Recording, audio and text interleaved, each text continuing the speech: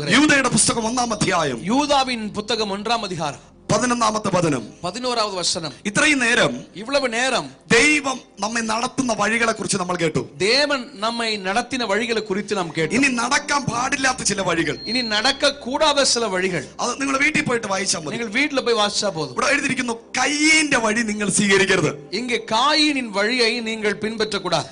കോരഹന്റെ വഴിയെ നിങ്ങൾ സ്വീകരിക്കരുത്. கோராகுடைய வழியை நீங்கள் பின்பற்றக்கூடாது. ബിലയാമിന്റെ വഴി നിങ്ങൾ സ്വീകരിക്കരുത്. பிலேயாமின் வழியை நீங்கள் பின்பற்றக்கூடாது. ഹല്ലേലൂയ, ஹல்லேலூயா. ആമേൻ. ഒന്നാമത്തെ വഴി, முதலாவது வழி, ആമേൻ, കയ്യിന്റെ വഴി. காயினின் வழி. എന്താണ് കയ്യിന്റെ വഴി? காயினின் வழி என்பது என்ன? അസൂയയുടെ വഴി. പറഞ്ഞേ, சொல்லுங்க. அது பொறாமையின் வழி. சொல்லுங்க பார்க்கலாம். അടുത്തിരിക്കുന്നവരെ കൈ കൊടുത്തിട്ട് പറഞ്ഞേ, பக்கத்துல ஆளு கை பிடிச்சு சொல்லுங்க. അസൂയയുടെ വഴി, பொறாமையின் வழி നടക്കരുത്, நடக்க கூடாது. എന്താണ് ആമേൻ? അസൂയ കൊലപാതകത്തിന് കാരണമായി തീരും.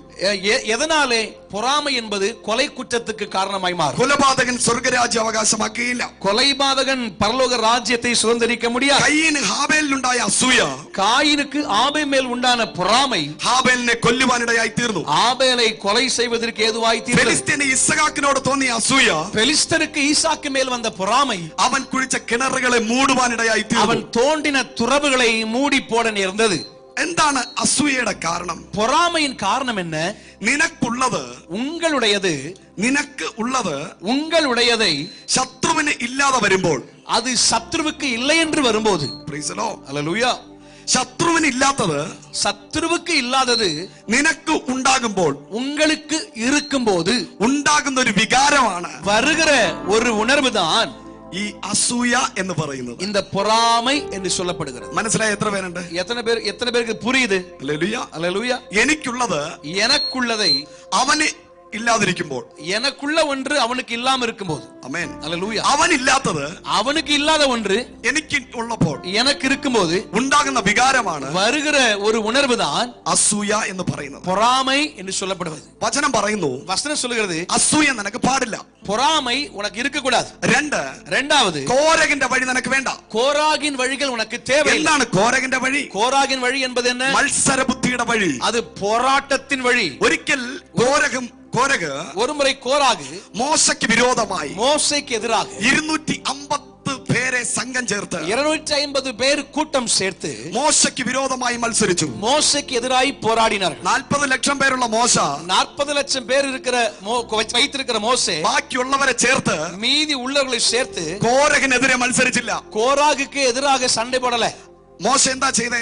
மோசே என்ன பண்ணினார்? ആമേ, ദൈവം മുമ്പാകെ 4-ാമത്തെ വചനത്തിൽ കവിണ് വീണ് കരഞ്ഞു. தேவனுக்கு முன்பாக 4வது வசனத்திலே முகம் குப்புற விழுந்து அழுதான். ആമേൻ. സങ്കീർത്തനം 27 നമ്മൾ വായിച്ചതുപോലെ, சங்கீதம் 27 நாம் வாசித்தது போல ദൈവം മുമ്പാകെ വീണ് കരഞ്ഞു. தேவனுக்கு முன்பாக விழுந்து அழுதான். ആ അധ്യായം തീരുന്നതിന് മുമ്പ് அந்த அதிகாரம் முடிவதற்கு முன்பாக ദൈവത്തിന്റെ മറുപടി വെളിപ്പെട്ടു. தேவனுடைய பதில் வெளிப்பட்டது. 28-ാമത്തെ വചനം മുതൽ 31-ാമത്തെ വചനം വരെ വായിക്കുമ്പോൾ 28வது வசனம் முதல் 31ஆம் வசனம் வரைக்கும் வாசிக்கும் போது ആമേൻ, കോരകനെയും കൂട്ടരെയും கோராகையும் அவன் கூட்டத்தாரையும், ആമേൻ, 30-31 വചനം വായിക്കണം കേട്ടോ.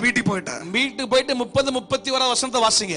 ജീവനോടെ உயிரோடு 250 പേരെയും 250 பேரையும் ഭൂമി വാപ്പിളർന്ന് വിഴുങ്ങിക്കളഞ്ഞു. பூமி தன் வாயை பிளந்து விழுங்கிக் கொண்டது. കരങ്ങളെ അടിച്ചു പറ, கைகளை தட்டி சொல்லுங்க, ദൈവം തെരഞ്ഞെടുത്ത അഭിഷിക്തന് വിരോധമായി தேவன் தெரிந்து கொண்ட அபிஷேகம் பண்ணப்பட்டவனுக்கு எதிராய் ആരെങ്കിലും എഴുന്നേറ്റാൽ, யாராவது எழும்பினால், അദ്ദേഹം ക്ഷമിച്ചാലും அவர் மன்னித்தால் கூட ഭൂമി ക്ഷമിക്കത്തില്ല. பூமி மன்னிக்காது. ഹല്ലേലൂയ, ஹல்லேலூயா. ആമേൻ. പറഞ്ഞേ, അസൂയ പാടില്ല. சொல்லுங்க, பொறாமை இருக்க கூடாது. അസൂയയുടെ വഴി വേണ്ട. பொறாமையின் வழி வேண்டாம்.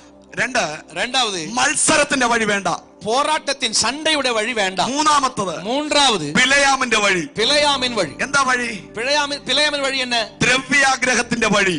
அது பண ஆசையினுடைய வழி, பொருளாசையின் வழி.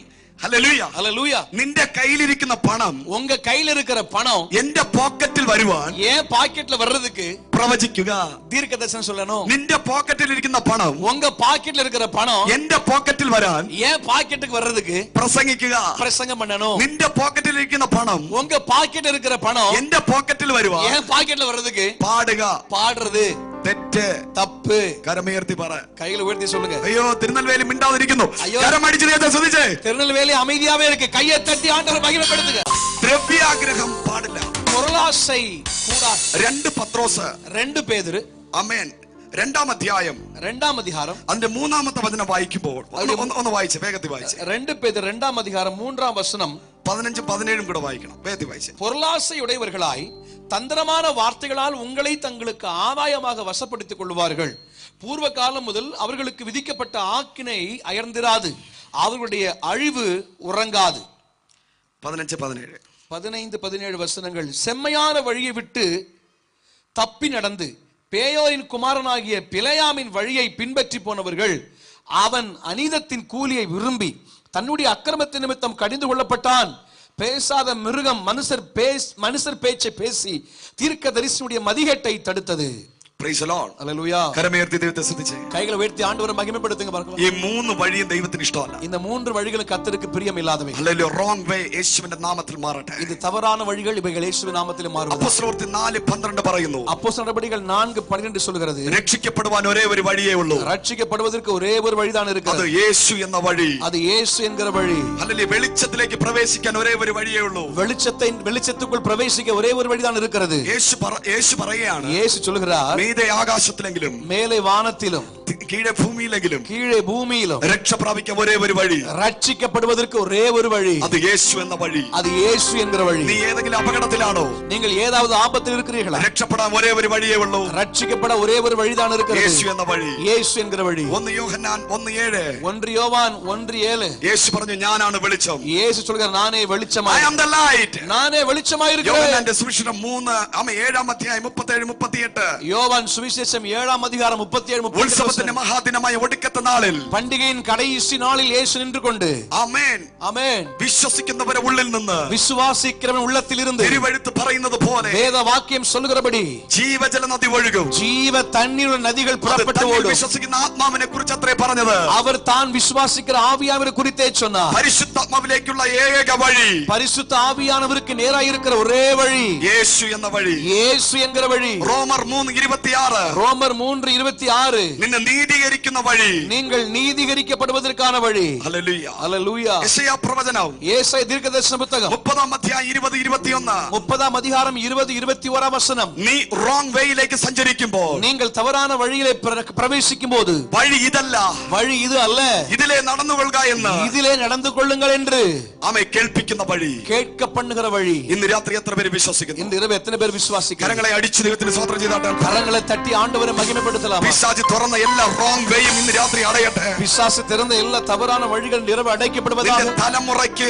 ആമേ തലമുറയ്ക്ക് വേണ്ടിയിട്ട് உங்களுடைய பிள்ளைகளுக்காக ദൈവം ഒരു വഴി തുറക്കാൻ പോവുകയാണ്. தேவன் ஒரு வழியை திறக்க போகிறார். Praise the Lord. ഹല്ലേലൂയ. ദൈവം തുറക്കുന്ന വഴിയിലൂടെ, தேவன் திறக்கிற வழியின் வழியாக ഒരു പരിധിക്കപ്പുറം ശത്രുവിന് വരാൻ കഴിയത്തില്ല. ஒரு எல்லைக்கு அப்பால் இப்ப எதிராளி வர முடியாது. കരങ്ങളെ അടിച്ചു പറ. விசுவாசிக்கிறவங்க கையை தட்டி சொல்லுங்க, ഒരു വഴിയും കാണുന്നില്ല കർത്താവേ എന്ന് പറയുന്ന ആരെങ്കിലും ഉണ്ടെങ്കിൽ, ஒரு வழியுமே இல்லன்னு சொல்ற யாராவது இங்க இருந்தீங்கன்னா, കർത്താവ് പറയുന്നു, ஆண்டவர் சொல்லுகிறார், ഞാനാണ് വഴി. நானே வழி.